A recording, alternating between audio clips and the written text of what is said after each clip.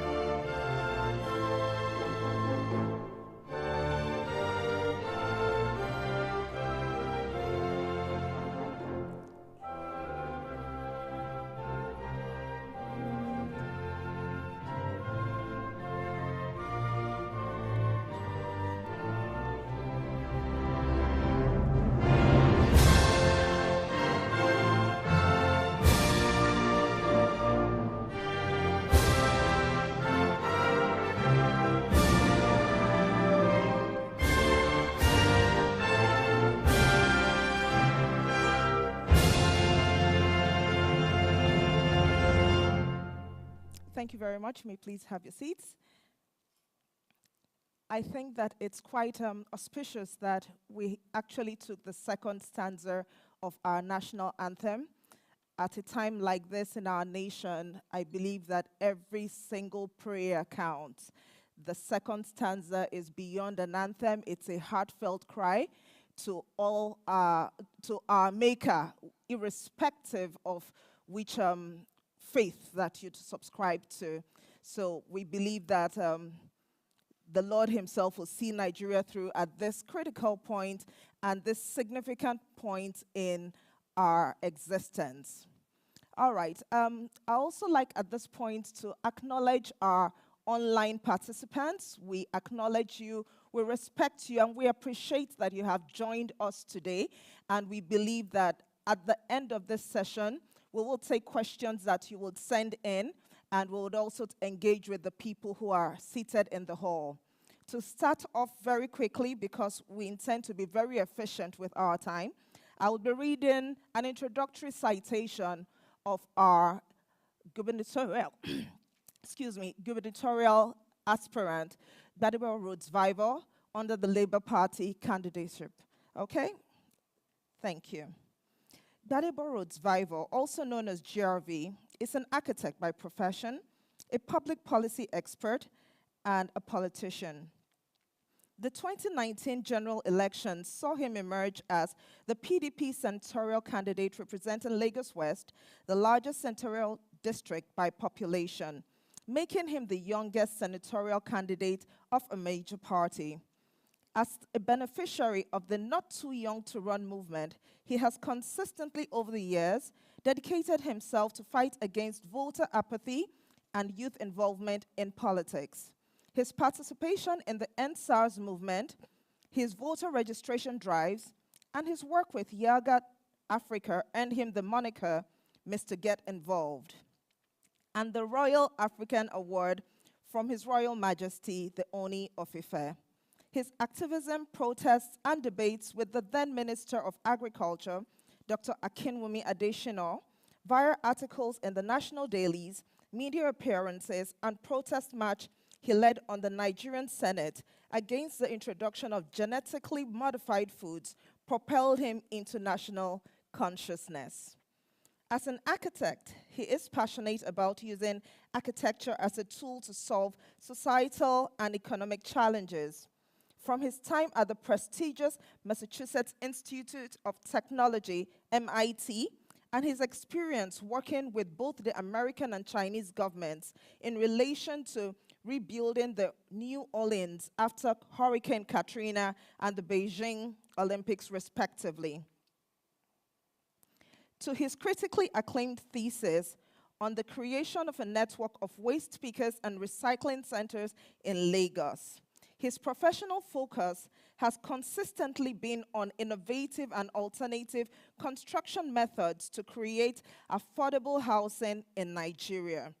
GRV thrives on solving problems. As the creative director at Spatial Tectonics, his specialty includes alternative design and construction systems that increase affordability and access to affordable luxury. To this end, he has designed and worked with state governments on modular buildings using repurposed containers and alternative construction methods and materials in a health, safety, and environmentally approved manner. He is also the design lead for commercial and large-scale urban projects such as the Delta International Commercial City. Prior to the founding of Spatial Tectonics, GRV worked in Nigeria's top architectural firms and Franklin Ellis Architects in the United Kingdom. He sits on the board of Al Huda Construction Nigeria, the Delta International Commercial City Limited, the Rhodes Vivour Foundation, Multi-Development and Construction Corporation, MDCC Africa, as well as BLOQU and eTerra Foundation.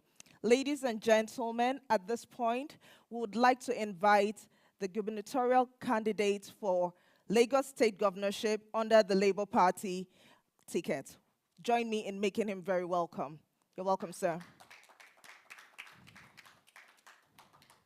you so much for having me. I'm very happy to be here to talk about ideas as relates our plans and our vision for Lagos State. As you all know, there's a very famous Chinese saying that says,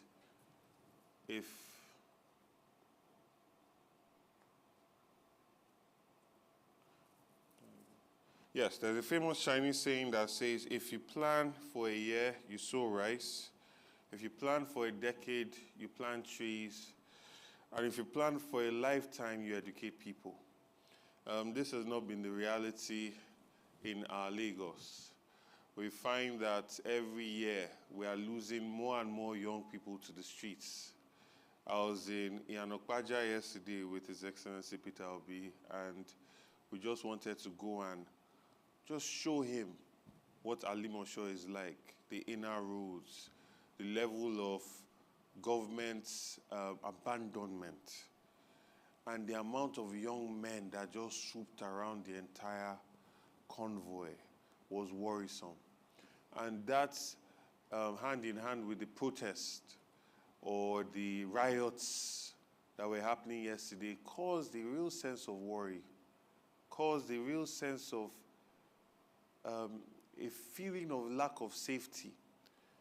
And the thing that was supposed to be a beautiful thing where a potential president, the next president of Nigeria, could come and experience a local government so he can have that in his mind when he's making his manifesto, unfortunately, it could not happen because there are so many young people that have been lost to the street.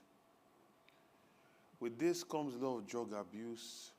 With this comes a lifestyle of having to put the value of aggression, violence, to be able to move up along that line. And that is something that must be changed. And this also is tied into this government's consistent desire to weaponize poverty, right? Because when you have young men that are vulnerable, that can be used to unleash mayhem, it is in the interest of a government that does not want to do the work to win an election based on merit of how they've actually changed lives, but rather to use them to suppress votes, to attack Labour Party members and all of those kind of things. So this is the general problem that we are coming with. A situation where so many children, so many young people are dropping out of school. The school system that we have does not meet. People don't have tables, they don't have chairs. The syllabus is nothing to write home about. It has not been improved since the time of the colonial government. And these are things that have created a situation where our education system has fallen apart. You have a lot of parents and families that are consistently looking to send their children to private school.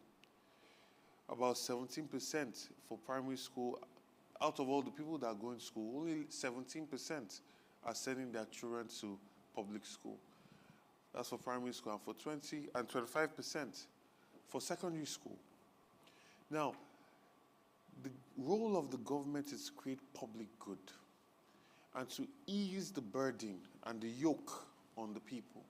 And that is where public education comes into play, where the government takes that as a responsibility. Two things that government should never subcontract, in my opinion, they must always have a strong hand on, is the education and healthcare of its people. And you find that because the system has been run so poorly, even the driver, the maid that's barely earning enough to take care of his family is struggling so hard to send their children to private school. Where this could have been a leveler, like in the days of my father, where everybody goes to public school. So you can meet the driver's son, the maid's son, the rich man's, everybody is together, getting good quality education. So that when it's time for school fees, people's hearts are not pounding, people's blood pressure is not rising. People are almost trying to get a stroke, thinking about how they are going to pay the school fees for private schools. So this is something that must be addressed, and we intend to address it. We also believe that it is in the interest of Lagos, like I said in that opening remark, if we are planning for a Lagos that is truly great, we must prioritize education. We must prioritize education, one, in the value of how the education creates a means of livelihood for the people that are experiencing it, in the quality of the expansion of the mind so it cannot shrink back again, understanding productivity. His Excellency Peter Obi constantly says we want to move from consumption to production. We must inculcate all of that into our education system so that people understand how things are made. People understand how they can use the things that are available in their surroundings to create value. This must be incorporated into our education system. We must also create a world-class environment for our children to go to school and improve the well-being of the teachers that are incubating these minds of the future of Lagos and of Nigeria as a whole. We must ensure that the quality of life that they have is at least middle class or going towards that direction. They must be comfortable. People that are in charge of the minds of the young ones of our future must be comfortable. They must know, and in being comfortable, it's not just about the salary we are paying them, It's also about the ratio of students in a classroom. UNESCO says that students should not be more than 1 to 20, 1 to 30 in a class. You'll find that most schools have students in one arm of that class at 70, 80. And the teacher is having to mark papers of almost 400, 500 students in a class. Now, you cannot expect that teacher will be able to give quality attention to the students under their care. And there's a reason why UNESCO sets it at 1 to 20, because every child is learning differently. Every child is differently gifted, right? So in having a smaller classroom, the teacher is able to identify each child's unique peculiarities, each child's unique needs, and educate them to be able to thrive and absorb that knowledge. And that's why you look at Nordic countries, Norway, Scandinavian countries, they have the best education in the world. Primarily because, one, the academic system focuses on problem solving using different types of ideas. Two, the size of the classroom. Three, the focus on the problem solving, not testing for exams, not what you get at the end of an exam, but a process of understanding how you can bring in different fields of thought to solve a problem, right? And that is where we need to get to, because Nigeria and Lagos is bedeviled with so many problems. We must have students and young ones that are problem solvers. In problem solving, you create value. In creating value, you create employment. Creating employment, you create wealth. And our job as a government, as the next government in Lagos State, is to move as many people out of poverty as possible. And that's what we're going to be doing. The current state of our education is one that has an outdated curriculum. I tell people all the time that people are still learning in schools. In Lagos, that's supposed to be one of the most exposed centers in Nigeria. That Mungo Park discovered River Niger. Right? It's a big shame that nobody has thought that we should correct that. Our ancestors were bathing in these rivers when the Europeans were still in the Stone Age, right? So these are things we need to change. We must also ensure that we have quality education that meets international standards. When I say international standards, today now we are looking at ChatGPT. AI is becoming the new normal. Everybody has access to AI. Literally, AI is solving problems with the entire knowledge of the world at its fingertips. And we are still talking about children not having tables to be able to write an exam or take notes or have textbooks. Most of the textbooks that are even outdated. So we are declaring a state of emergency in our education system. We must have a revolutionary type of education in Lagos State that is competing with the world. It's not competing with Nigeria anymore. We must bring in technology, must bring in education that has peculiarities, localized peculiarities, that takes advantage of all the surrounding problems and looks to solve them, right? And we must also ensure that we are training our teachers properly to be able to keep up with the new world that they are bringing the minds of Lagos into. So these are some things that we're going to be doing. We're going to be ensuring that physical infrastructure of the schools are beautiful environments that people are looking forward to going to. And it's not just for the young children, it's also for the older ones that might not have gotten the education that they needed to be able to propel themselves and create value in life. Education must be a continuous process throughout their lives. And we're going to have world-class skill acquisition centers in every local government that also caters to age-long learning, as well as primary education and secondary education in Lagos State. Our focus is to look at education from a philosophical point of view. What are we trying to achieve? It's not just about ticking boxes. What kind of minds are we trying to groom? When I was at MIT, the idea was drummed into our heads that it's mind and hand. It's not enough to just design something on paper. You must be able to make it. You must be able to build it. So they imparted in us a desire to be able to know how things are made. In knowing how things are made, you become a productive member of society. And it's that similar type of desire that we're going to infuse into our education system. We're going to partner with world-class institutions. I come from one, and I know that my alumni network is going to be able to come in and partner with institutions in Nigeria, from the Lagos State University to every other institution that we are also going to build. Because another problem that we have is that we have an unequal distribution of schools across Lagos State. The place that has the most amount of schools is Lagos Island and Lagos Central.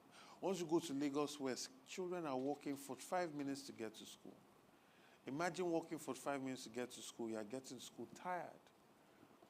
And you have to do that walk back. There's a safety question for the children. There's a time question. Children that have to get a bus to get to school. And this also affects the traffic situation in Lagos State. I'm sure most of you know how when children are on holiday, Lagos State becomes so much freer to move in. So we're going to make sure we build enough schools in each local government.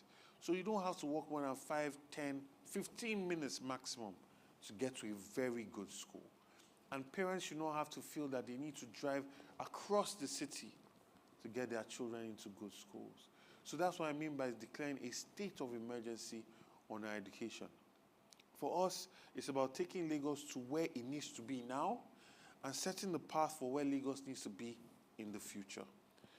We're also going to ensure that the teachers have a fantastic reward system and a feedback loop where teachers that actually pour in to students and make them better actually are rewarded and are acknowledged by government. Our Labour Party is restoring dignity to Labour. The most important thing for us is that well-meaning, hard-working people are celebrated. The time of easy money, monkey they walk, baboon they chop, people flaunting wealth without enterprise is coming to an end with our government. We're going to focus on rewarding these teachers that take their time to impart on students by making sure they earn a good living. And when their students do very well, they are rewarded, they are acknowledged, and they are encouraged to keep up the good work. Today, drugs form a major problem with our youth. There's a lot of drug addiction. There's a lot of cultism. Day before yesterday, after I left Oshodi Solo, I was on my way to a GRV, Ifelodun, to just have a small grassroots meeting. And on my way, there were cultists that were setting up to fight each other. None of these children, I call them children because they are misguided. None of them could have been more than 16, 17 years old. They're just wearing trousers without a shirt. Some had tied bands on their hands, carrying knives. One was on one end, one was on the other end. On that road leading to Amuodofin that then takes you to Badagry.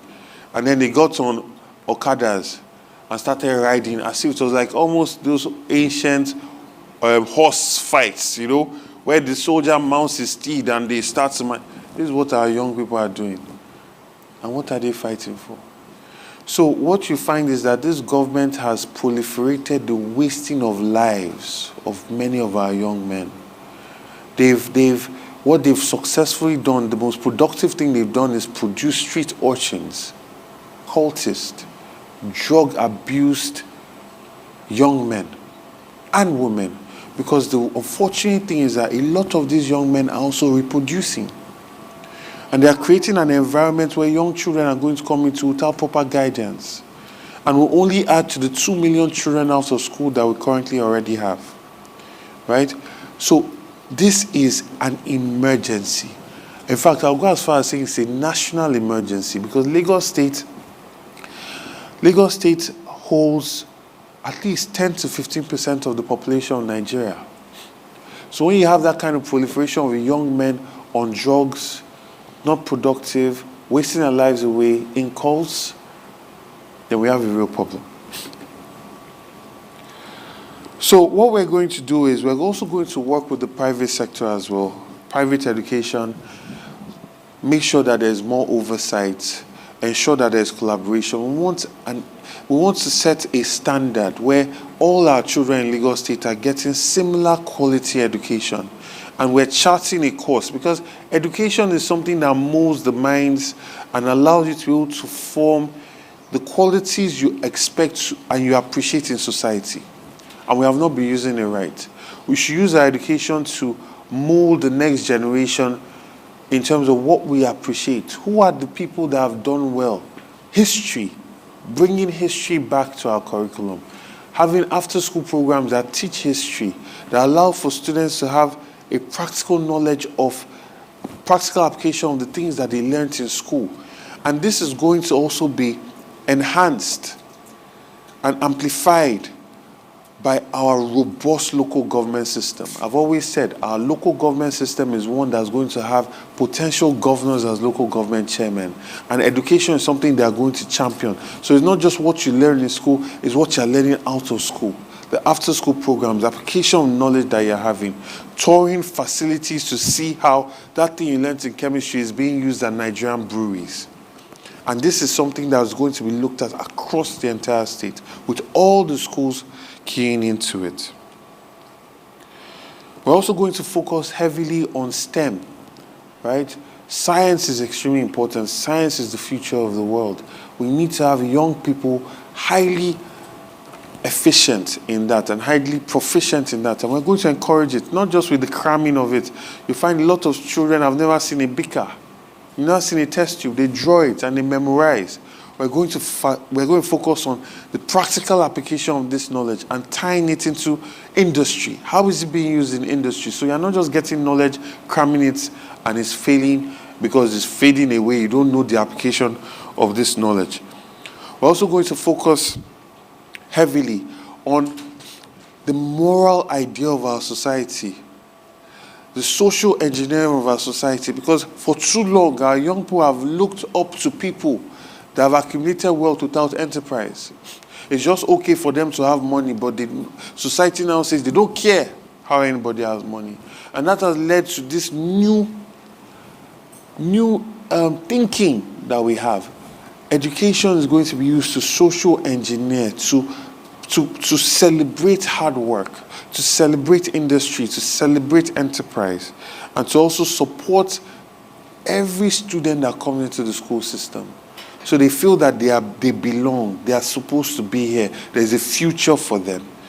And we're going to be training teachers heavily, investing lots in teacher training, investing lots in equipment to train them, making sure that the tech revolution we are bringing to our education system goes across the entire school system, not 30%, not 40%. By doing this, we're going to also have consistent policy, not one that you start a program this year and then you suspend it. We're going to have consistent policy, by God's grace, for the 8 years while I'm governor, so that everybody in every nook and cranny of Lagos State will have innovation and technology as a watchword. And also, we are going to change this idea that education is only about reading book. Education is also our vocation. What can you make with your hands? How productive can we be? We're trying to create a productive economy, a productive society. The idea for us is as many people that can produce things as possible, we're going to give them the skills. We're going to have fab labs in every local government, CNC cutters, 3D printers, laser cutters, and we're going to teach our young people how to use these machines to create prototypes so that we are bringing them into where the world currently is. So we are not left behind the way it has happened in the previous century. We're also going to expand pre-K learning opportunities for children in Lagos. From the market woman in Lagos Island at the market to the young boy in Surulere. We're going to create an opportunity for children to be able to learn and be exposed to toys and Montessori equipment that allows them to be able to accumulate a lot of knowledge, and for their brain at that founding point where it develops the fastest to be able to be exposed to a lot of learning aids and skills.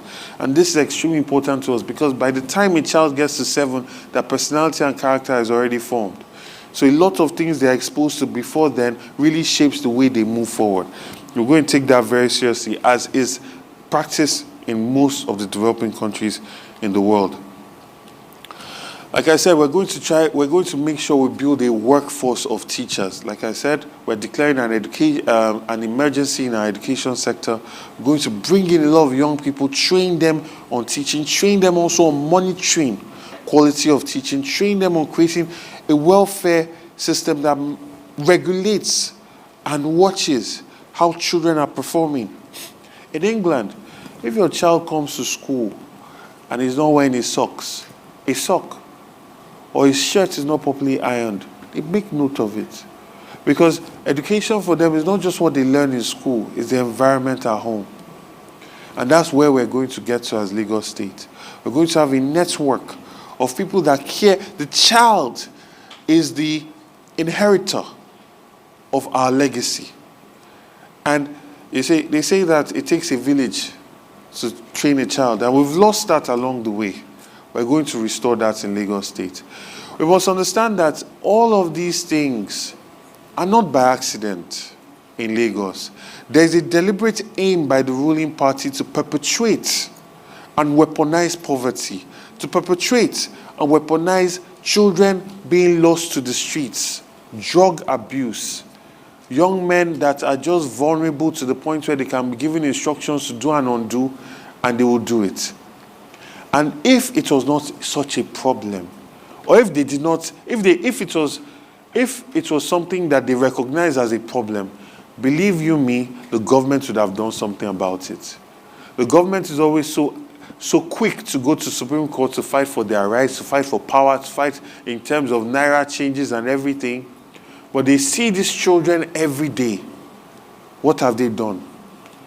What have they done about it? What have they done about the serious drug abuse in all our youth? So for us, we're going to treat the drug abuse problem as a health issue, not a criminal issue. We're going to come with empathy and government with a human face. And we're going to ensure that all those funds, trillions of naira that have been accumulated by Alpha Beta, will be taken and put into benefiting the welfare of our children, of our teachers, of the workforce that are going to groom the minds that are going to take over Lagos from us. They are our legacy, and we are not going to let them down. God bless you. Thank you for being here.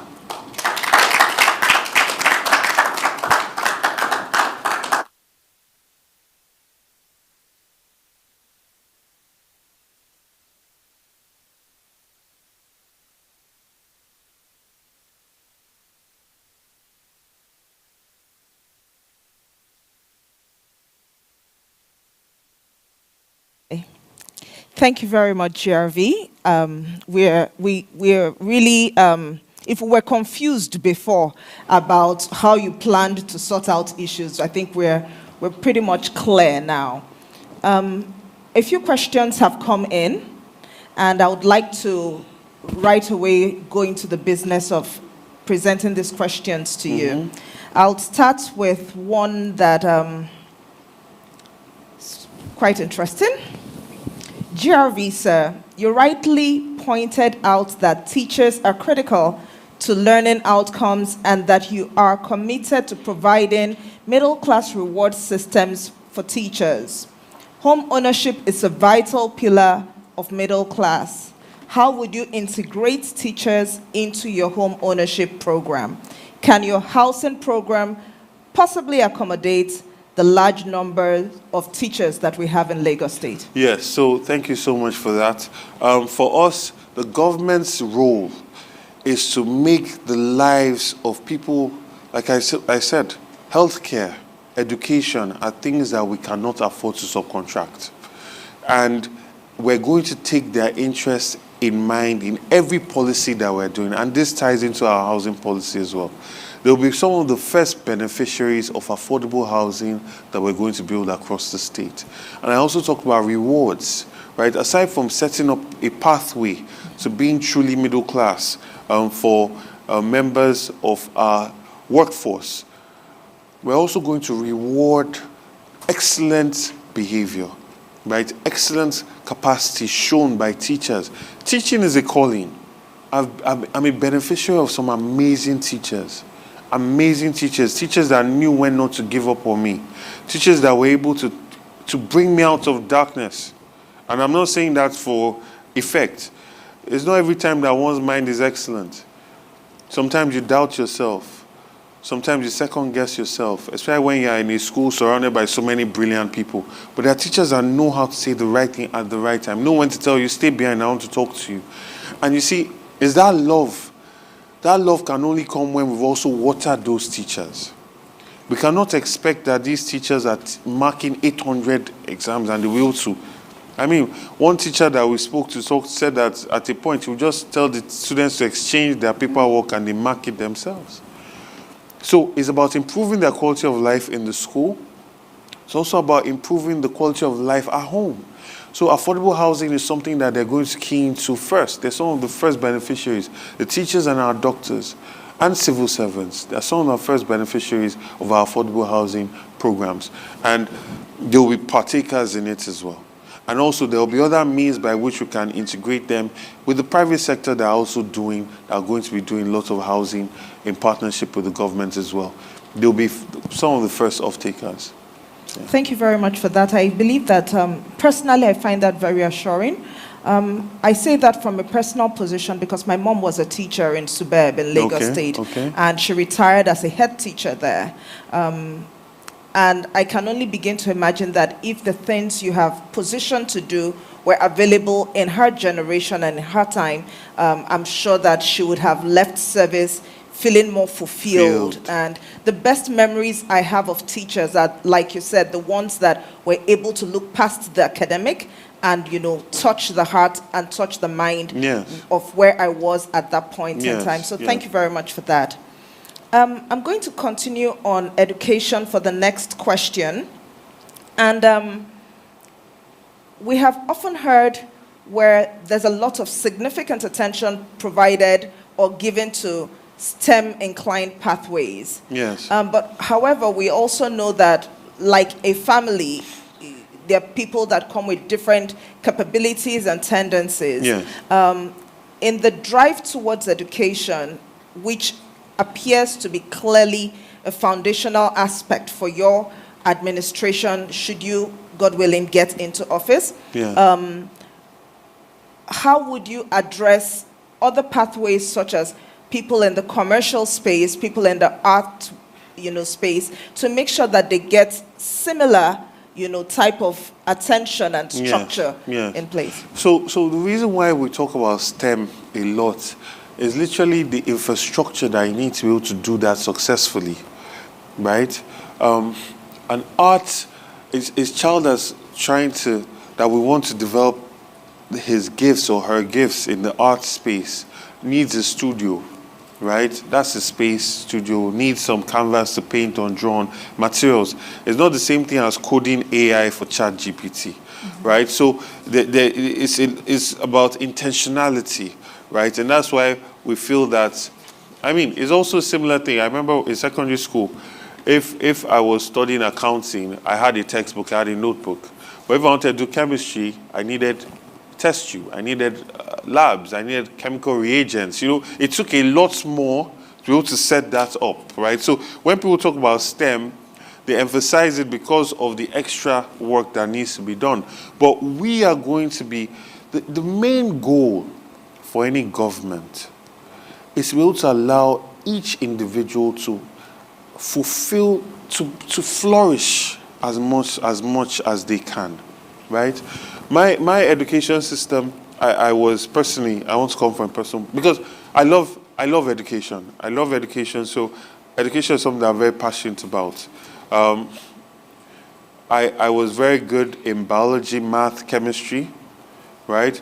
But I also was very good at art. I used to paint. I loved writing poetry, right? So I straddled two worlds, and architecture married both of them, right? But architecture could marry both of them because I had a guidance counselor that would sit down and talk to me about professions. There were in the library, there were prospectus of all the universities. There were rankings. There was knowledge you could tap into and say, this school is good for this school is good for that. And with this kind of grades, you can go to this school, you can specialize in this. So a lot of support. And that is what we need to bring to our education system. And that's what we are going to bring to our education system, right? So for me, that's what we're going to do. Okay, thank you. So did I answer that question? I think I got lost a little bit in narrating my experience, but ask that question again. Okay, so the question actually says, in a straightforward manner, yes, STEM has a lot of attention. Oh, yes. We want to make sure that during your administration, other pathways receive. And also, we also have to stress, we're going to take away this, I think the word is stigma, from the idea of vocational schools and polytechnics. We're going to work with them and take them to the highest levels. They become craftsmen. You know, you're no longer a carpenter, you're a craftsman. You go and look at an Italian craftsman that's making shoes. He's well respected, he's a craftsman. A plumber in America is well respected, and he earns very well, right? And you see a carpenter in Spain, he's a craftsman. He's not just knocking things together, he's a craftsman. And that's where we want to get to, because guess what? It gets to a point where it's more than just earning a living. We want to start exporting things. So that training is what we need to give so that people can actually start exporting things and we can become a productive economy. Right? So we're going to focus on all of these vocational studies, STEM, arts, because Nigeria today, everything that draws people and gets our attention from the world is the arts. It's the music, it's the painting, it's the art. Like you see art X, people are coming from all over the world to witness it. It's not our science. So we must also produce that. We must have quality musicians that are learning with instruments from a very early age. And this must be evenly distributed. We cannot afford for a young man in Jego not to have this, or a young man in Ojo, Badagry, or Ikorodu, or Ekpe because he's in the rural part. No. We want all our children, when they stand, they've been exposed to a similar level of information. And with technology, we can do this now. With technology, because technology evens the space. All of us are watching one program on YouTube. All of us are processing information through one package for education. So that's what we're going to achieve. Thank you. Thank you very much. A lot more questions are pouring in on the educational front. That's exciting. That's very exciting. Okay, so let's go a bit technical. The next question says, considering how stretched of resources are, because we all know at least basics of economics, wants and needs are technically insatiable and the resources are finite. What percentage of your budget would you be allocating towards, or do you propose to allocate towards education? Like I said, we're declaring an emergency on education. I don't want to answer that question through percentage of budget. I will say that since 1999, on average, about 1.2 trillion naira has been paid to Alpha Beta, and Lagos has not collapsed. If we take just half of that and put in education, talking about 600 billion, you will feel it in Lagos State. When you talk about wants and needs, you will feel it. If we spend 1 billion naira in each local government every quarter, right, that's 20 billion. You'll feel it. You'll feel it without a doubt. Our education system needs people to be trained. It needs partnerships. And by the time we start doing that, we then start creating situations where the government has shown to the private sector, to individuals, that we are taking education seriously. You then find that you start to get buy-in from stakeholders in those communities. They will start also investing in schools, right? Because we now start to say, we are partners. We want the life of your children to be excellent, not just excellent. They will also buy in. Just how you have strong PTA associations all across the world, because they are sending their children to good schools, they are keying into what the government is doing, government is keying into what they are doing, and you have a symbiotic relationship. Thank you very much. I'll take a few more questions from the educational space before I go into other questions from other sectors. Yeah. Okay, so as we know, we build for expansion. Okay. We build with a goal of that's where we want to go. Yes. Now, with regards to education, you have talked significantly about how our curriculum requires upgrade. Overhaul, absolutely. Okay, with the training and the educational plan that you have in place, could you explain better how the future needs and requirements of Lagos State, and by extension Nigeria, would be put pari passu with the education and the training, so that we are able to match the Nigerian needs and the Lagos needs for, let's assume, the next 5 or 10 years with the educational curriculum, so that we are not, in a place of need or desperation? That's a beautiful question. Whoever sent that question, if that was you, thank you. That's a beautiful question. And I say it's beautiful because it touches the very core of what we are trying to do.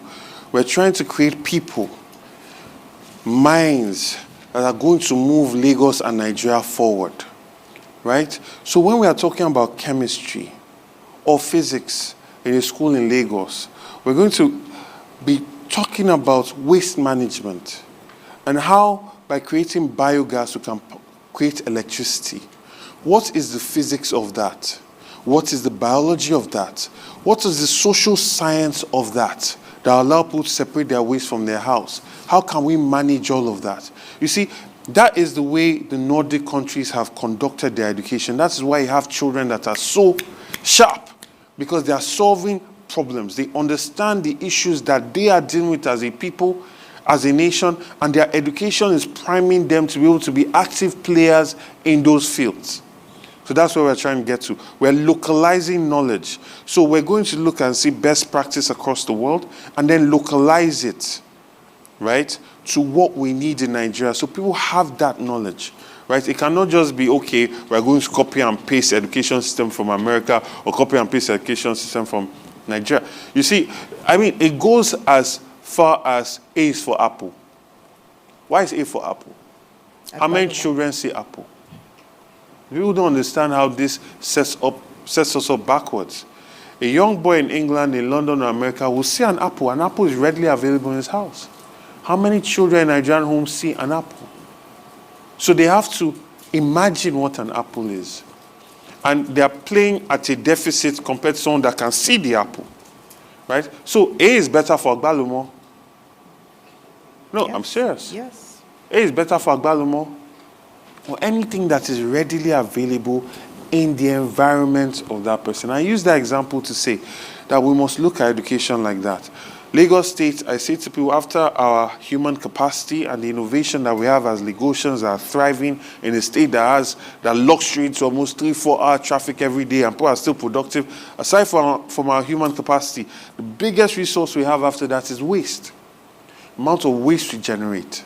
So people that live in Lagos must be able to understand the waste management value chain, the biology of it, the chemistry of it, the economics of it, the partnerships, the international trading of it. You have Nordic countries that are consistently importing waste. They do. Nordic countries that have a zero, they don't waste anything. So when they finish managing their waste properly, they now need to import more waste to be able to keep their economy going. Right? So that's what we're looking at. We're going to be looking at, for instance, children that are in school in Ikorodu, in Ekpe, they must understand the aquaculture value chain. Whether it's in school or outside school. Practical experience, they're going practically to go and see fisheries. They're going practically to go and understand cold storage movement. They understand the physics of cold storage. So when we are giving examples of heating, of airflows, whether it's physics or economics, those are examples you use. Okay, you're doing economics or maths. Let's even say maths. If you put your basket of tomatoes in this storage place, right? You put 10 there. If you take 2 out, how many would it be? You are using these things to put it in the minds of our young ones. And that's what I mean by an overhaul of our education system. We lost a lot to how do they say that? Colonialism. Colonialism. Don't worry, we get you. Yeah. We get you. By not localizing our knowledge. And there's so much knowledge in our languages as well. So much. So we need to bring all of these things back to really create a rich fabric of knowledge for us. It's not enough to just learn a language. What are the ideas in this language that we lost along the way? Have you looked at how women weave their hair? If you look back to how women used to weave their hair in the southwest and in the north, There's a lot of fractal geometry in all of that.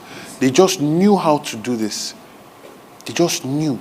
When you look at the fractals of that and see how it applies to modern mathematics, if you look at Ifa and see you know that you find, when you go and research it, you find that that is the basis of coding that we use in our computers today. Interesting. It is. It is the basics. This you can go and verify. But because everything will be made to believe that everything that we had before the white man came was bad, we lost so much knowledge that built us up for so long. So for me, it's about looking at body of knowledge. How can we localize it, right? How can we also ingrain a pride in our young ones, in their history, in where they are coming from? So there's a scientific part of it, there's a historical part of it, there's a social part of it. We want to create minds. So for us, we're grooming minds. Absolutely. Yeah. Thank you so much. I hope you're ready, because there are questions. I love education. I'm passionate about education. Okay, because questions are really coming in. I'm enjoying it. And they are very good questions as well. Okay, great. There are two questions that are similar. I'm going to merge both. And it sits around job security with regards to, the emphasis in this question was for private schools, but I'm going to say for both private and public schools. Would there be some structure in order to make sure that there is some measure of protection and security for the teachers? While the background or context wasn't provided, I would dare to say that possibly because a lot of times there are stories really, and most of the time that is in the private sector, so people want to know, with the attention that you would be giving to education, would there be some structure to protect, give some security, assurance of job to the teachers? There will be, because we're going to invest a lot in education systems, so there's going to be a lot of opportunity for teachers. You see, the idea eventually should be that the people that come out with first class from school should be our teachers.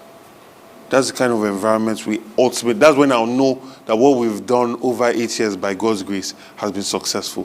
Where the people that come out first class are the ones that teach. I remember when I wanted to go into politics, I went back to school, get a master's in research and public policy. And one of the teachers that really touched me was that impressed me, with his depth of knowledge and his care about is currently the head of the political science department now, Professor Ologbenla. And this was the person that graduated with first class, and you could tell. So it was not that he did not have potential outside, but the first class minds should groom the minds that are coming after. It should not be people that are finishing third class or with your tutu. It should be the first class mind. So we must ensure, and that's why when we started, we said we must set them on a pathway to a real middle class, right? A real middle class. And middle class is not just by salaries, it's also by creating avenues and opportunities for them to partner with industry, right? When I was in school, my teachers were rock stars. Like, they had nice cars, they lived well, so they could love. They could love. And you have to understand that we are, in sending our children to school, we are subcontracting our parental responsibility for those hours in a day. And we love our children. So the teachers should be loving our children as well. When you think about it like that, it should never form the way that we take care of our teachers, right? So for me, we're going to have a robust recruiting system and also a robust ranking system. And retention? And retention system, right? So the people that do extremely well, they are going to be rewarded, right? And not everybody will do well. There are also a lot of controversies, as you know, in our schools today. Lot of controversies. I don't want to necessarily get into that, but there must be consequences to the abuse of our trust in putting our children in the hands of these people. So, yeah. Absolutely. Your explanation now reminded me of when I went through my MBA with Business School Netherlands. And I met two phenomenal people who handled a good chunk of my education there. And they took attention. They paid attention. It was almost surreal for me. Dr. Larry Bale and Dr. Ayotunde Adebayo. And one comment that I heard that switched it for me, and this was me as an adult, I was already working and earning. They said, Vida, we are committed to make sure you pass, you succeed. That it takes the same energy to ensure I succeed, the same way they would teach and find out that there was a failure. So they had geared everything to make sure that I had no reason not to succeed. Exactly. You know, and if we're able to provide this type of structure and support and incentive in the educational system, I believe that people would thrive. Exactly. The students will thrive. Yes. And also to add to that, it's also about support staff as well, ensuring that the teachers have enough support.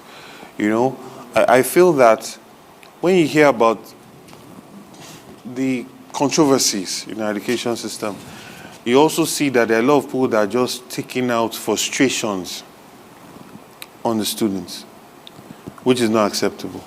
But the idea is we must create a hospital environment for teachers and the students. Absolutely. Okay, so there's another question. GRV, sir.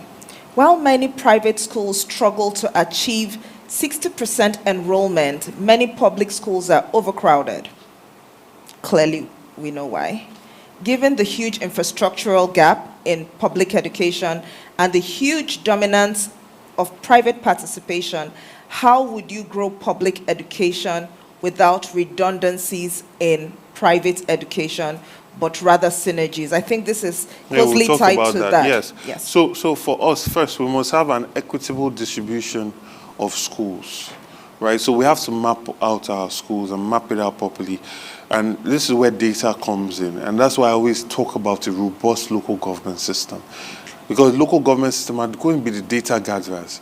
We must know, okay, in this local government, these are a number of students that we have, right? And this is the number of schools that we have. Our ratio, we're going to try and target to get down from 1 to 80 or 1 to 70 to 1 to 30, 1 to 40.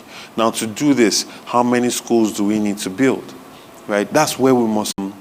Teacher training, also improving the syllabus, improving the materials that the children, the students have, and also just starting a reward system and a ranking system. You see, in universities in England, and even secondary schools, prep schools, there's a ranking. So the Times has its ranking.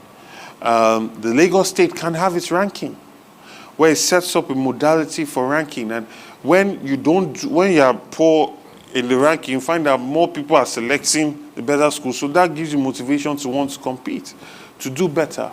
So there are now consequences to mediocrity, which is one of the things that we've been lacking in this country for a long time.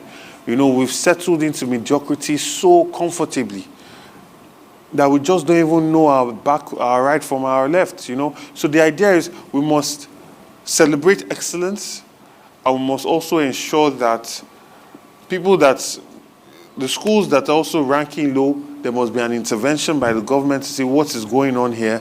Why is this performance so low? And, you know, make sure that every child is given an equal opportunity for greatness. Okay, so this is a commendation. I'll use that as an interlude, allow you to catch your breath. GRV, sir, thanks for being innovative. We don't need to parrot minimum percentage allocation. Rather, we need to ensure maximum value on outlays. Thank you for being original. Okay, thank you. Okay, so the next question says, how do we get parents to partner with governments in order to send children to schools and not sell on the streets? What will be the sanctions for parents who do not send the children to school? You see, I think that even that question is coming from the wrong point of view. The idea of sanctioning. I don't believe that anybody can love a child more than the parent of that child. And I don't believe that any parent does not want their child to have a good future. I don't believe that. So we must face this thing from a position of love. I keep going back to this because I know it might sound mushy or whatever, but love is an element that's missing from our governance, from leadership, from our policy making. And I keep saying it, Awolowo loved his people. That why was there such an uptake of education? This came from zero, from nowhere. And see the kind of effect it was able to have on our education system. There was love. You see what Alhaji Lateef Jakonde was able to achieve in Lagos in such a short time. It was love. So for me, we sit down with these mothers, right? We need a database of women that have been recently widowed.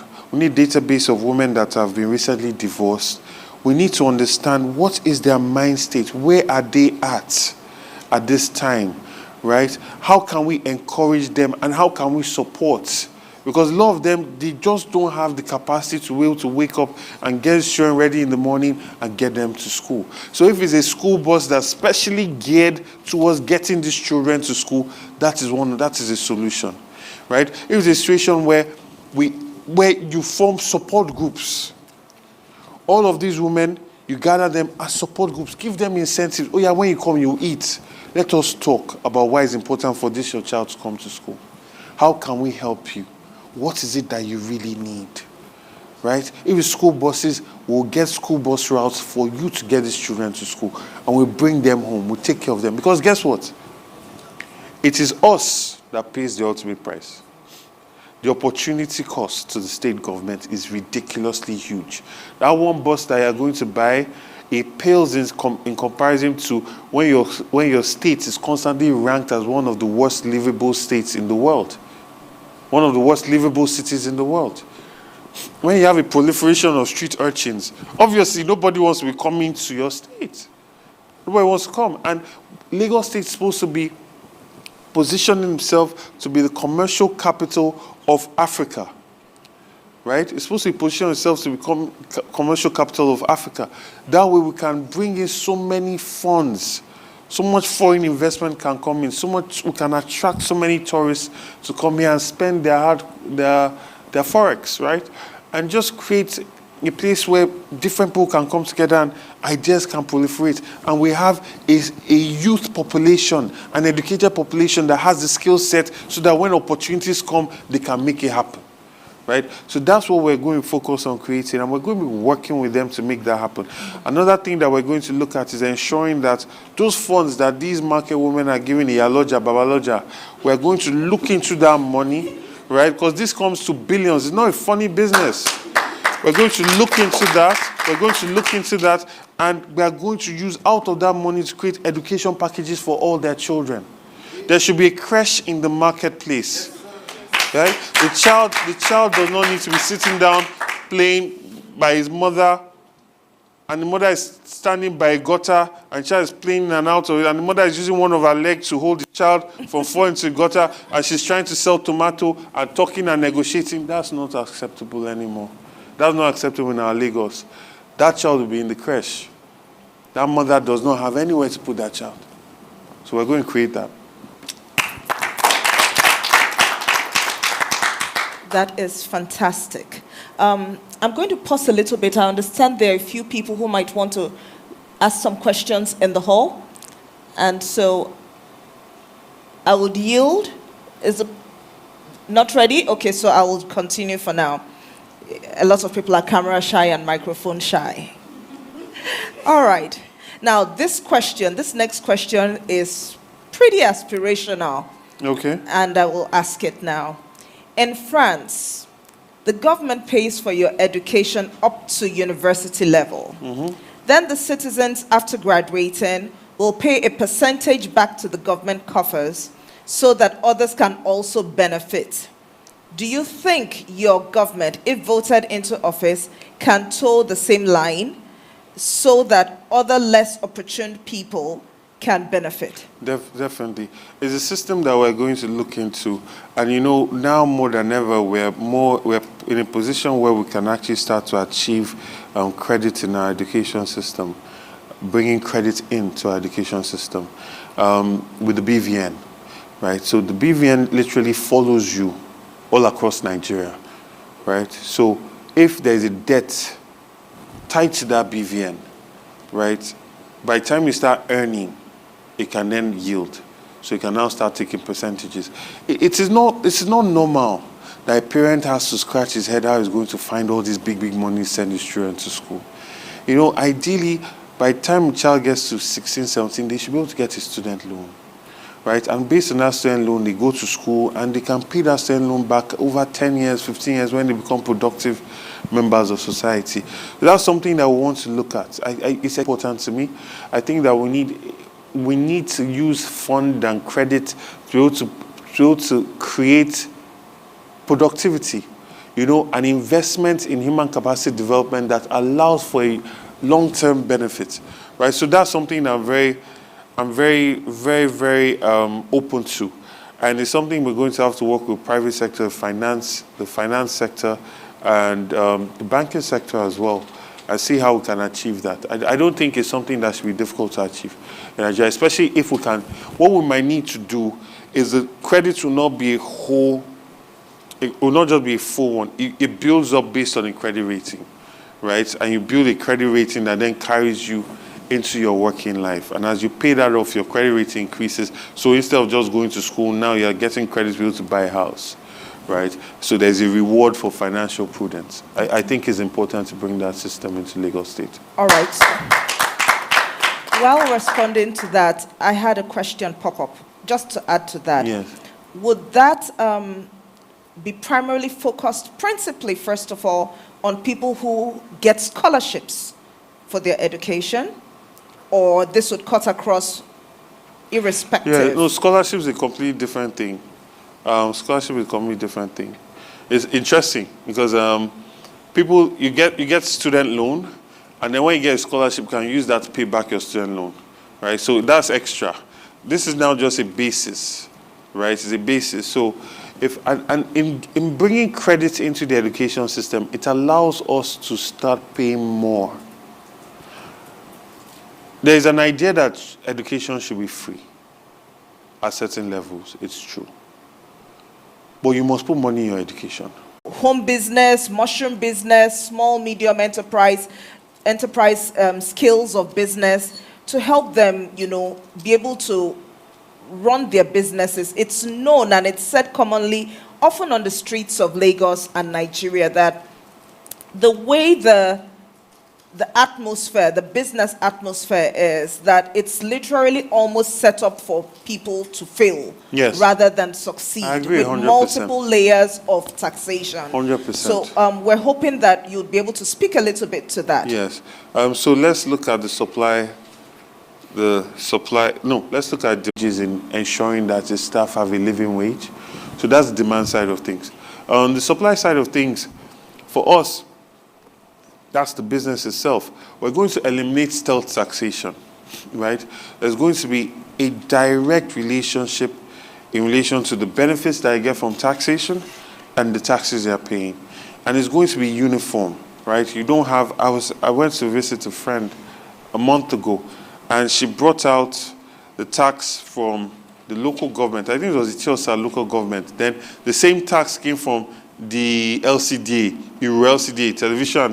television charges, radio and television, and did not have any TV in the entire establishment. Thank you. Right? And it really is a mafia government. No, that's what it is. Anybody that thinks differently is just deceiving themselves. It's a mafia type government that has perfected the art of state capture, and they shake down. I was a gentleman, I'm not going to say the name of his establishment so he doesn't get shaken down again for the third time this month. Well, he was recently shook down. He has a hotel, doing very well. And every month, every 2 months, he just come and lock his establishment. Now, you have to think about it. In that hotel, there are about 7,000 people, or let's say on a full day, it takes a lot of people. So a huge amount of people are in there. A huge amount of people are trying to come into that place. And they just paralyze his business like that. And he employs over 3,000 people directly, and now 2,000 indirectly. But they don't care because it's just about that shakedown. They come, they make you feel desperate, you have to settle them, and then you do it again and again and again. And this is why we say Lagos State is stifled, is choking, and it needs to breathe again, right? So that's the system we're going to get rid of. We need to have a tax system that people feel is something that they are contributing as equity partners in the state. And as equity partners, you are aware of what we are doing with the money. You are aware of how we are investing the money. And you are seeing the benefits to the bodies that we are investing, right? So, and also in that, our focus is to create an enabling environment that allows for the people to flourish and their business. So for small, medium enterprises, we're going to be extending tax credits. We're going to be creating a lot of programs by which they can get monies that they can put into their business. Because it's not just about giving you money and then you just go and buy a car and think to marry your second wife. The idea is that this money, we are going to track it. So you are using it for business. Also using it for business with the government. Right? Because there's so much service that we're lacking, and we're going to be employing and getting a lot of people to get into those services. And to do that, they will get take-off grants from us to be able to do that. If they can partner with themselves, 5 people, register a business name so that the taxes stay in the state as opposed to go to federal. Right? So these are things that we'll put into place.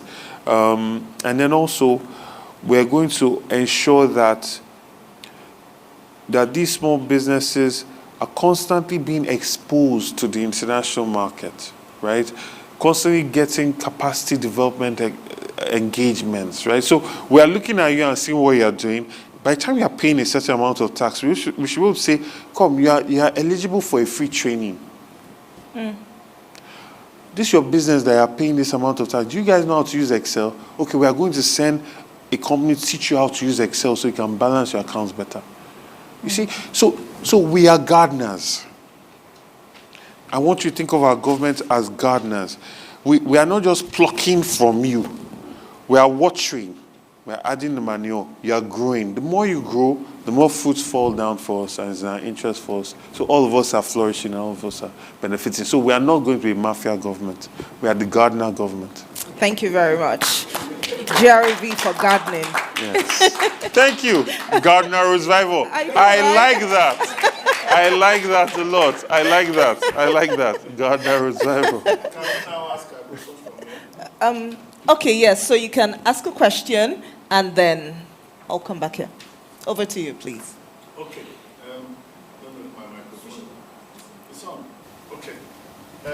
Technical and vocational education and training is known as a veritable tool for creating employment and lifting people out of poverty, especially in a metropolis like Lagos, with very huge population of unemployed, underemployed, and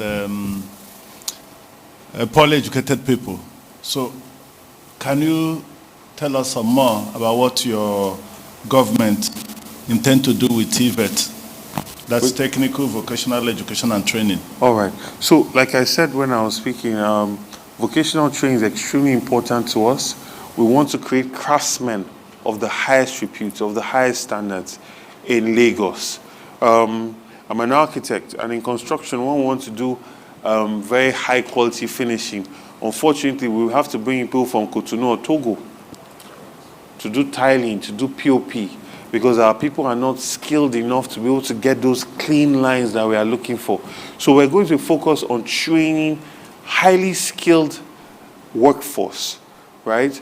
And ensuring that they have the capacity to then be able to work in the government, work for the government in contracts. And so graduates of these programs will be first beneficiaries of a contract. For instance, we're doing a skill acquisition center in Alimosho, and we need to do tiling there. Those products of those will be ones that will do that job, right? And also setting up vocational parks so that craftsmen that want to build chairs, that want to build things for export, right, have this amount of skilled labor to tap into. So that's why I say we're not just looking, okay, we'll give you the skills. No, it's a whole chain. So the businesses that want to be able to set up to export, because we have that comparative advantage, we are close to the ports, right? So we can set up vocational centers where people can craft chairs. When you walk on Bond Street in England and you see all this furniture, they are not made in England. They're made in Indonesia. They're made in China. They're made in Thailand.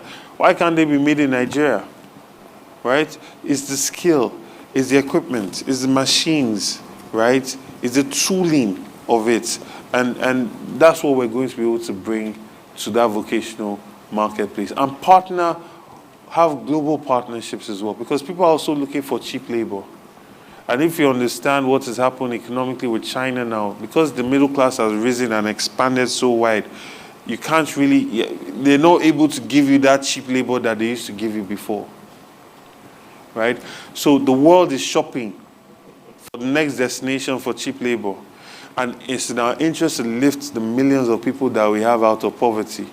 Right? So we can then transition when we get there to, more service-oriented sorts of projects, product delivery.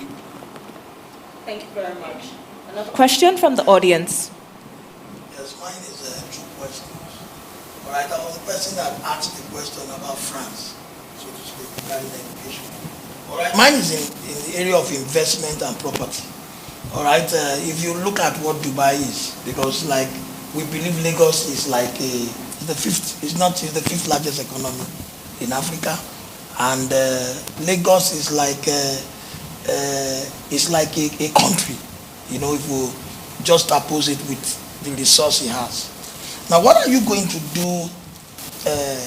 What will your government do regarding investment?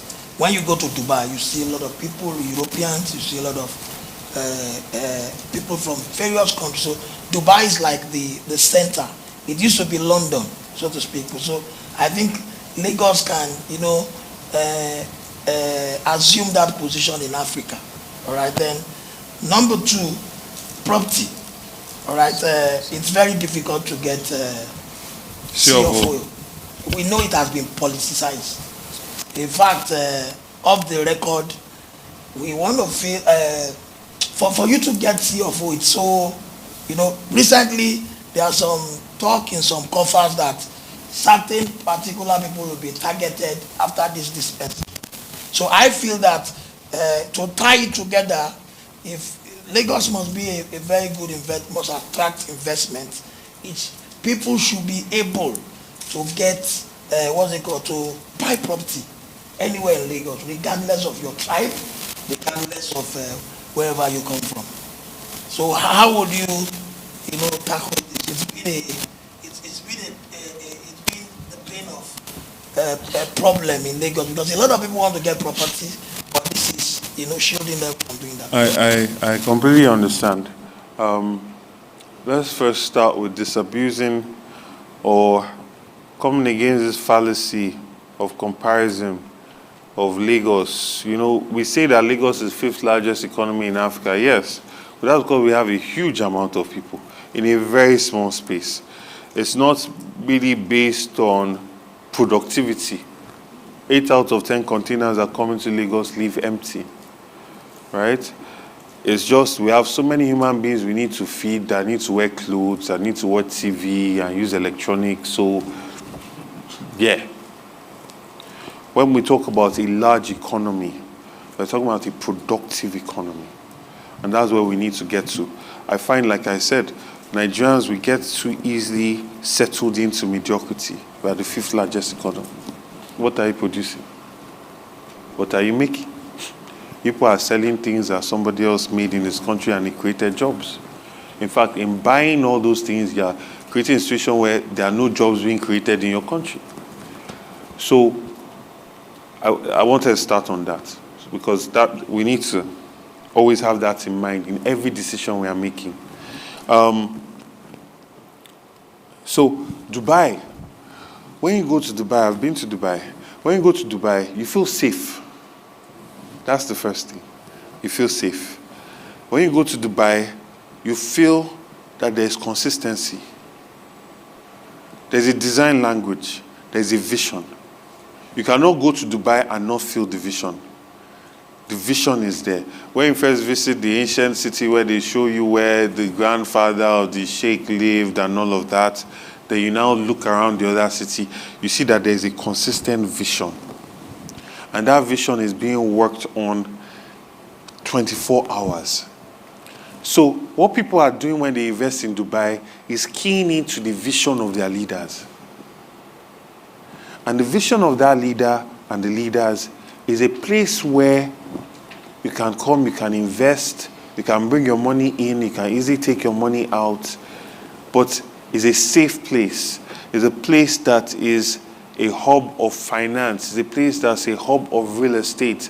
You know, you don't need to be Qatari or an Emirati to own a building, right? Even from the airport, they are telling you how you can buy the building, and if you pay today, you can become the owner tomorrow. You know, so that ties into ease of doing business as well.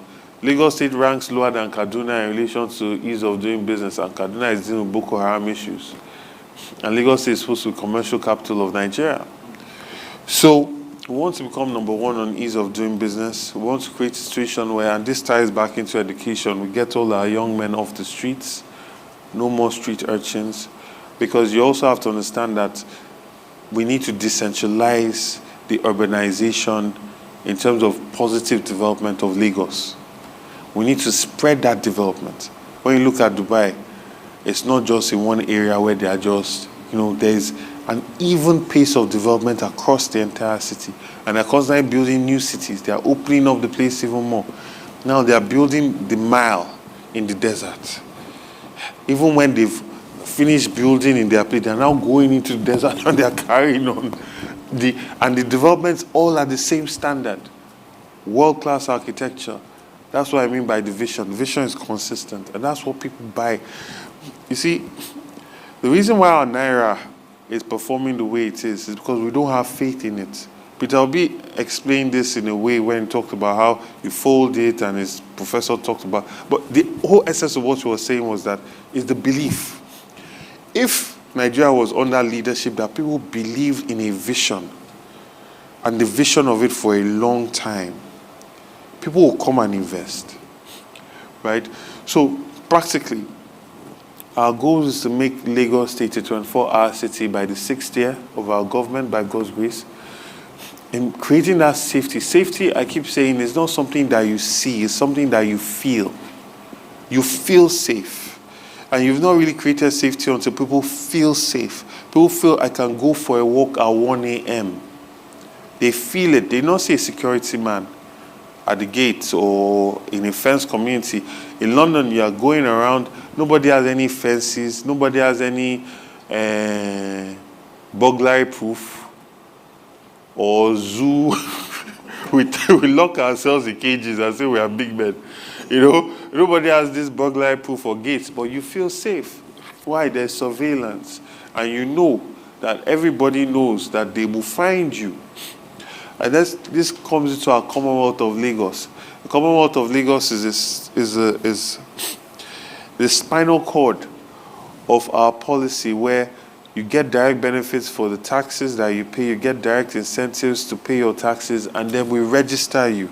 And we're going to make it every 2 streets, you can come and get registered. So it's easy to get registered. And in registering, we take the photograph, right? We take, so our CCTV cameras can capture your identity, right? And that is part of the registration process, so that we can now start to have intelligent surveillance to create safety. Now, safety is the bedrock of this society that you're describing, right?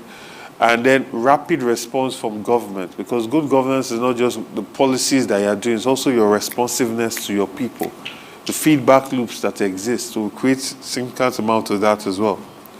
And then also depoliticize government. You see, the vehicle of government is supposed to run independently from the politics of government.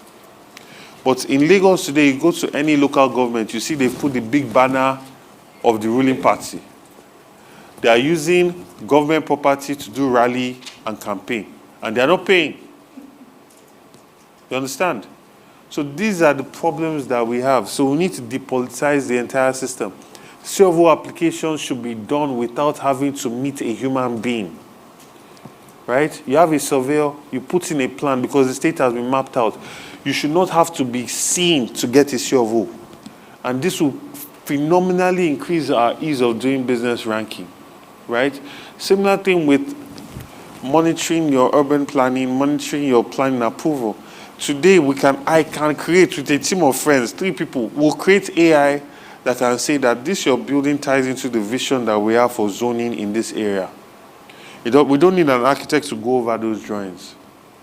We can create it. You submit your designs and your drawings digitally.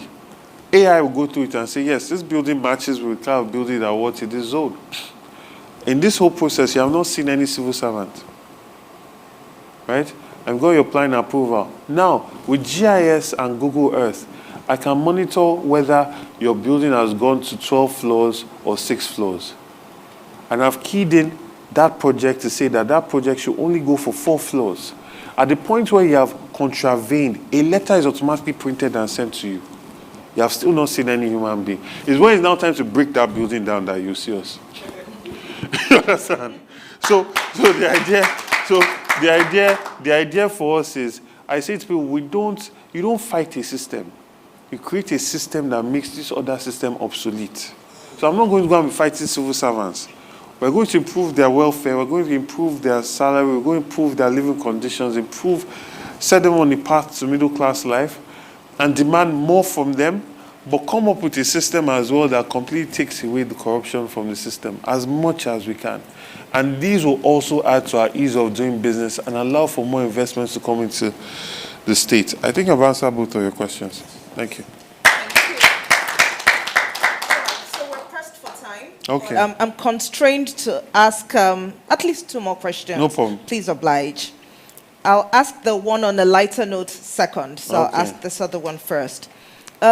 Is there a possibility of a Lagos Sovereign Wealth Fund on the horizon Yes. with the plethora of obligations and issues that your administration intends to Yes, it's solve? called the Commonwealth of Lagos. Commonwealth of Lagos. So pretty much it ties in the informal sector taxpayers and the formal sector taxpayers.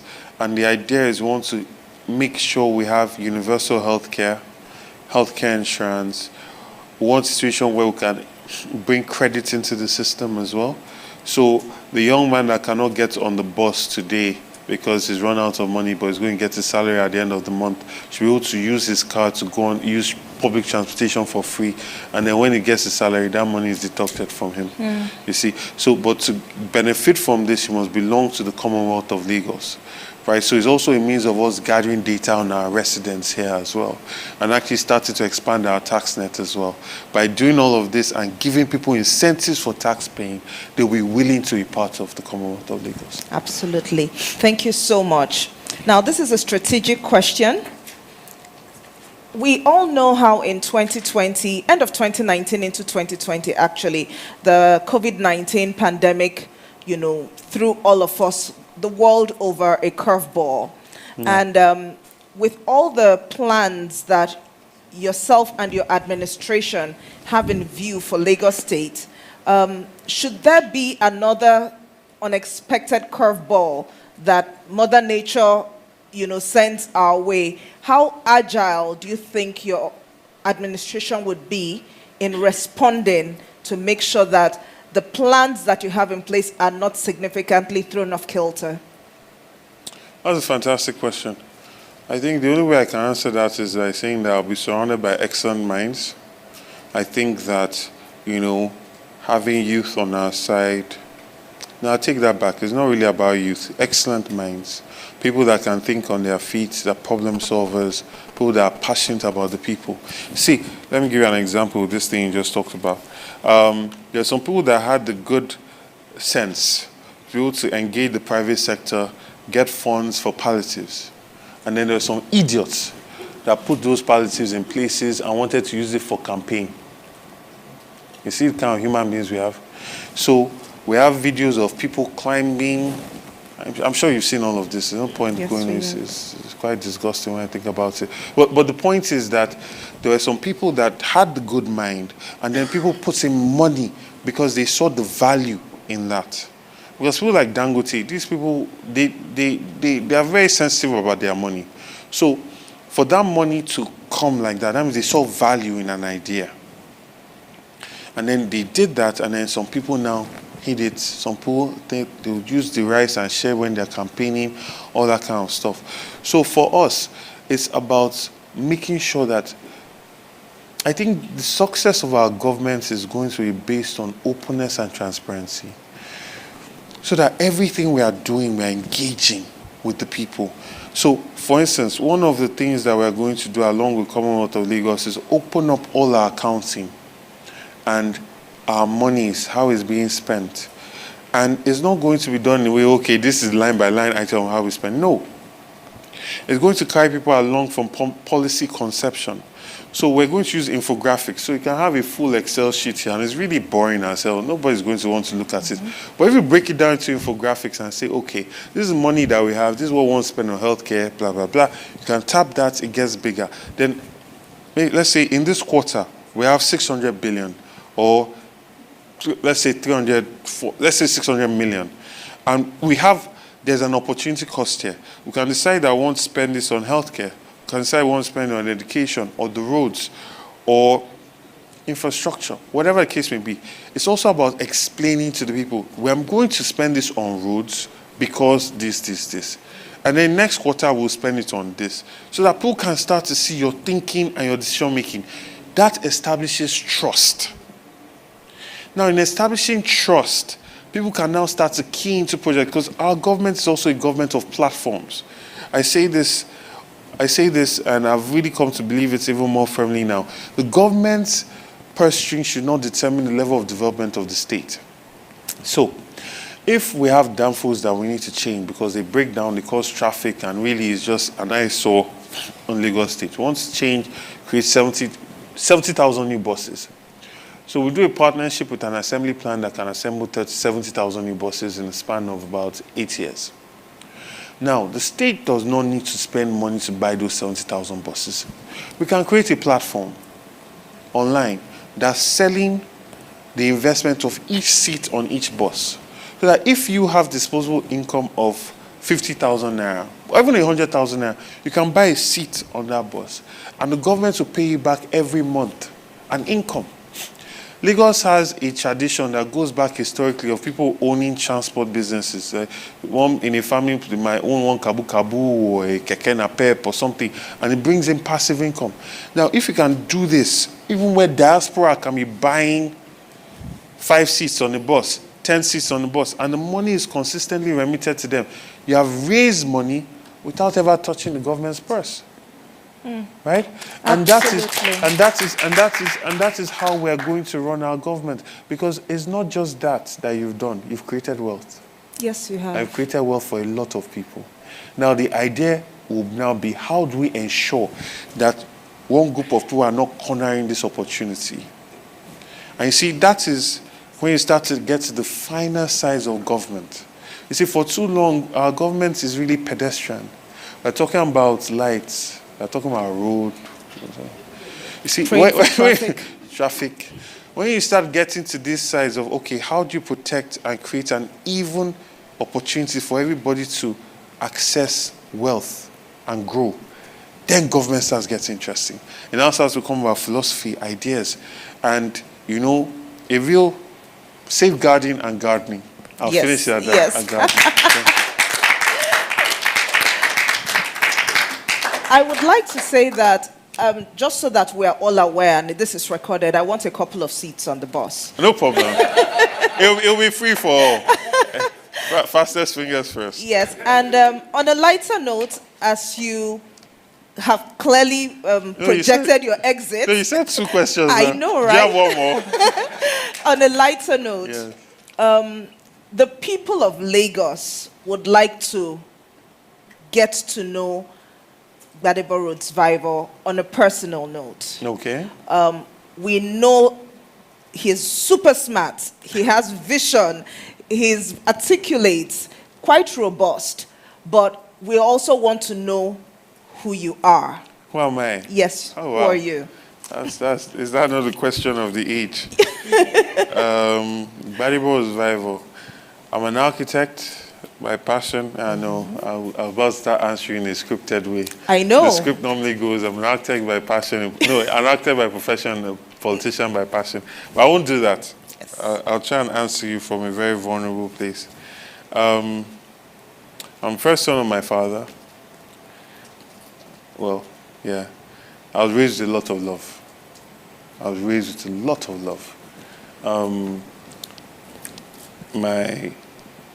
I have very supportive parents, and they love me so much.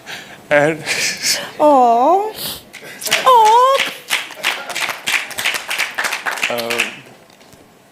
We have all found out your Momo button. no, but it's deeper. It's deeper. Yeah. So, my sister is the head of the domestic violence response team in Lagos State. I see so much suffering, so much.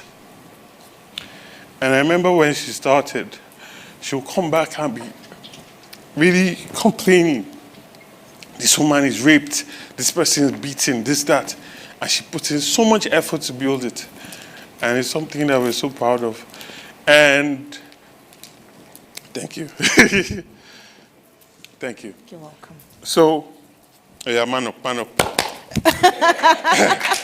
so, raising love. My grandfather's younger brother, and I think we also have a bit of... Scoring. Scoring. My grandfather's younger brother, at 23, 24, when he heard about what the Germans were doing to Namibians, he went and joined the Royal Air Force. He died bombing Hitler in Nuremberg in the Royal Air Force. He did that at 25. Wow. We're raised to make impact, you know? It's the values that they put in us. And it really gets me, seeing so much suffering. I cannot help it, so I have to get involved. This is very embarrassing. But that's who we want to know. We want to know that there is a heart walking alongside the mind. And that is priceless. Yeah. And so we thank you so much for being vulnerable with us, to us, sharing a part of you that we ordinarily wouldn't never see. But that was the best part, right? So thank you so much. You. And nobody's going to catch me this trap again. I'll just do the politics profession. Thank you. Really good. You're welcome, sir. You know, we'll be praying for a governor in Lagos that combines character, compassion, and competence. Yeah. And I think that prayer has been answered. Amen. Amen. Thank you so much. I believe we can do a standing ovation at this point.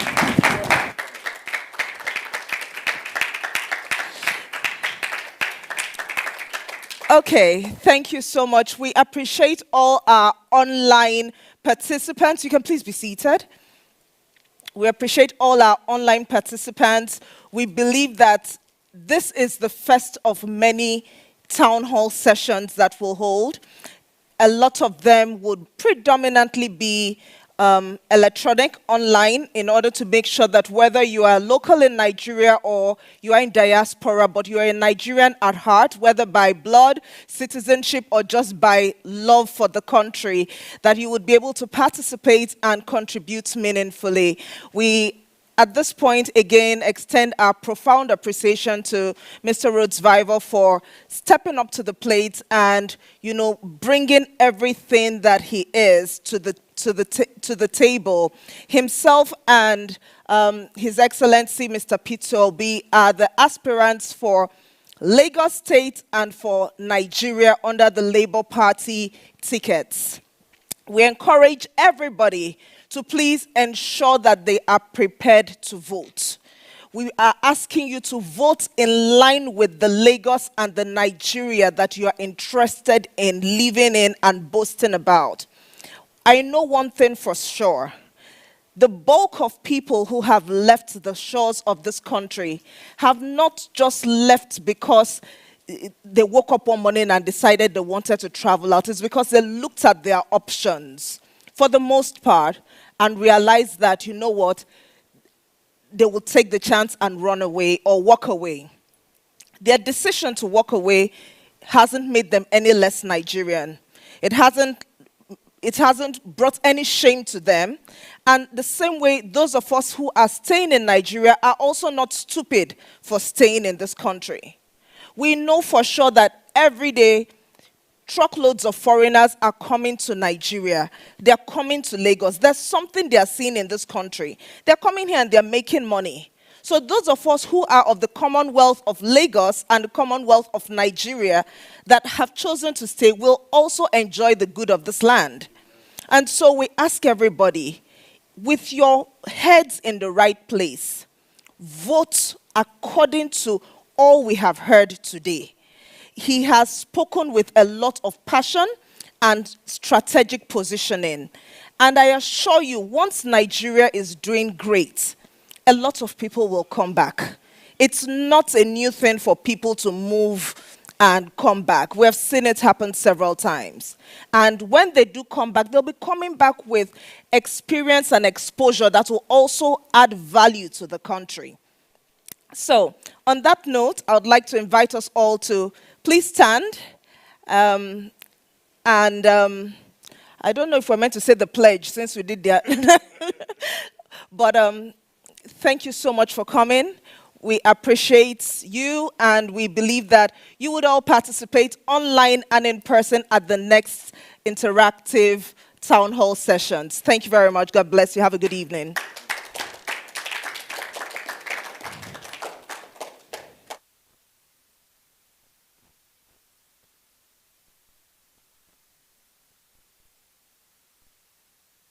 Meeting would be on the 20th, which is Monday.